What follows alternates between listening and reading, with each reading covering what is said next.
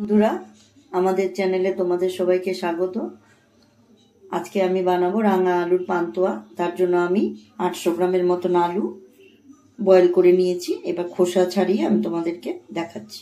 বন্ধুরা, আমার এই আলুগুলো আমি সেদ্ধ করে নিয়েছি। এগুলোকে এবার আমাকে ভালো করে ম্যাশ করে নিতে হবে, খুব ভালো করে ম্যাশ করে নিতে হবে যাতে কোনো লাম্পস না থাকে। ভালো করে মাখা হয়ে গেছে। এবার আমি এর মধ্যে দিয়ে দেব 3 টেবিল চামচ ময়দা, চামচ সুজি, 10 টাকা দামের 1 প্যাকেট গুঁড়ো দুধ, দেবো অল্প একটু বেকিং সোডা, দেবো 1 চামচি ঘি। এটাকে আমি ভালো করে মেখে নেবো আস্তে আস্তে করে।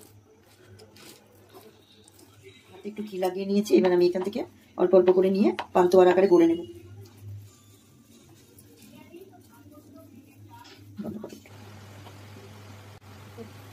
বন্ধুরা, এটাকে একটু হালকা হালকা আছে লাল লাল করে ভেজে নিতে হবে।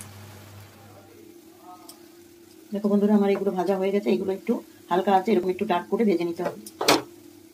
বন্ধুরা, আমার এগুলো সব ভাজা হয়ে গেছে। এবার আমি এটার জন্য একটা শিরা তৈরি করে নেব। আমি দিয়ে দিচ্ছি চিনি, দিয়ে দিচ্ছি 2 বাটি জল, আমি এর জন্য দিয়ে দিচ্ছি 4টে এলাচ। এর মধ্যে একটুখানি লেবুর রস দিয়ে দিচ্ছি যাতে শিরাটা শক্ত হয়ে না যায়। আমার এই শিরাটা রেডি হয়ে গেছে। এটা কোনো 1 তার বা 2 তার বিশিষ্ট হবে না। এটা এরকম জাস্ট একটু নিয়ে এরকম চিপচিপ মতো হবে, তাহলেই হয়ে যাবে। বন্ধুরা, এই শিরাটা আমি এর মধ্যে এবার দিয়ে দিচ্ছি।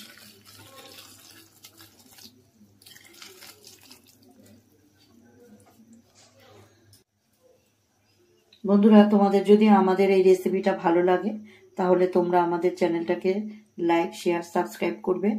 আর যদি তোমরা ফেসবুক থেকে দেখো তাহলে আমাদের পেজটাকে ফলো করে দেবে। তোমরা আমাদের পাশে থাকবে। ধন্যবাদ। দেখুন, আমার পছন্দ হয়ে গেছে। বন্ধুরা, যদি আমার এই রেসিপি ভালো লাগে তাহলে ভিডিওটি দেখো, আমার চ্যানেলটাকে লাইক, শেয়ার, সাবস্ক্রাইব করে আমার সাথে থাকবে। আর যদি ফেসবুকে দেখো তাহলে আমাদের